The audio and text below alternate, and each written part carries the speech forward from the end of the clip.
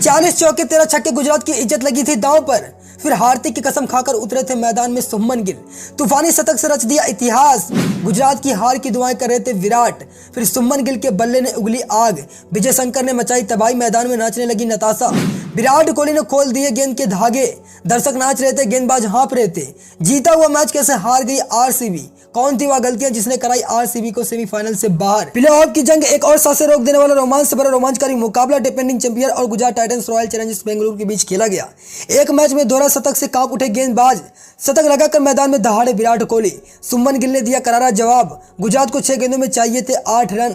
मैदान में अंशुका शर्मा सांसें थामकर बैठी हुई थी। कौन थी वह गलतियां जिसने आरसीबी को सेमीफाइनल की रेस से बाहर का रास्ता दिखाया? अंतिम ओवर की कहानी पर आएंगे, लेकिन उससे पहले विराट कोहली और शुभमन गिल के शतक का तूफान दिखाते हैं। इस मुकाबले में टॉस हारकर पहले बल्लेबाजी करने उतरी रॉयल चैलेंजर्स बेंगलुरु ने 20 ओवर में 5 विकेट गंवाकर 198 रन का टारगेट गुजरात टाइटंस को दिया था। मुकाबला जब बड़ा होता है, जिम्मेदारी भी बड़ों के कंधों पर होती है। विराट कोहली कुछ ऐसी ही जिम्मेदारी अपने कंधों पर उठाई थी। हैदराबाद के खिलाफ खेली गई शतकीय पारी के लय बरकरार रखते हुए गुजरात के खिलाफ एक और तूफानी अंदाज में शतक ठोककर इतिहास रच दिया। किंग कोहली अकेले वन आर्मी बनकर मैदान में लड़ते रहे। दूसरी तरफ एक के बाद एक विकेट गिरते गए। विराट कोहली नाबाद 61 गेंदों में 101 रन की ताबड़तोड़ पारी खेली।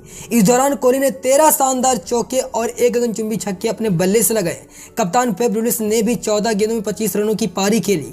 मैक्सवेल, महिपा, रोमरर कुछ खास कमाल नहीं कर पाए। माइकल ब्रेसवेल के 26, अनुज रावत के 23 रन के बदौलत आरसीबी 198 रन का पहाड़ जैसा टारगेट देने में कामयाब रही।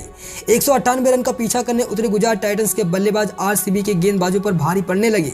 शुभमन गिल के साथ ओपनिंग करने आए रिद्धिमान साहब 12 रन बनाकर जल्दी पवेलियन वापस लौट गए।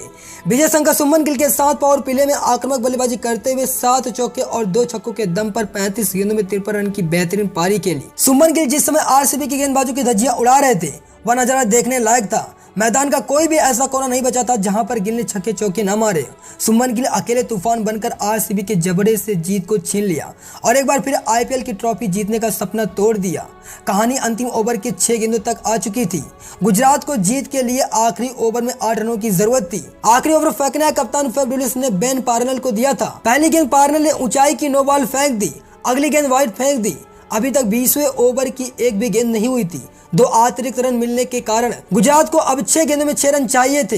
अगली बॉल पर शुभमन गिल ने आकाश में उड़ते हुए गेंद को छक्का मार दिया और 5 गेंद शेष रहते गुजरात टाइटंस ने इस मुकाबले को जीत लिया।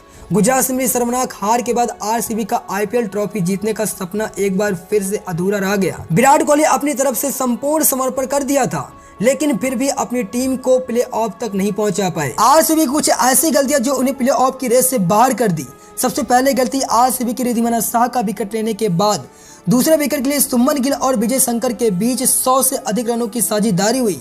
आरसीबी के गेंदबाज दूसरे विकेट लेने में नाकामयाब रहे और जब विकेट मिले तो तब तक बहुत देर हो चुकी थी। प्ले ऑफ में चेन्नई सुपर किंग्स और गुजरात टाइटंस पहले से ही पहुंच चुकी थी, लेकिन कल आरसीबी के हारने के बाद अब लखनऊ और मुंबई 2 टीमें भी प्ले ऑफ के लिए क्वालिफाई कर चुकी हैं। पहला सेमीफाइनल मुकाबला 23 मई को चेन्नई में खेला जाएगा। दोस्तों, शुभमन गिल और विराट कोहली के शतक पर आप क्या कहना चाहेंगे? हमें कमेंट करके जरूर बताइए। साथ ही वीडियो अगर अच्छा लगा तो वीडियो को लाइक करके अपने दोस्तों के साथ शेयर कीजिए।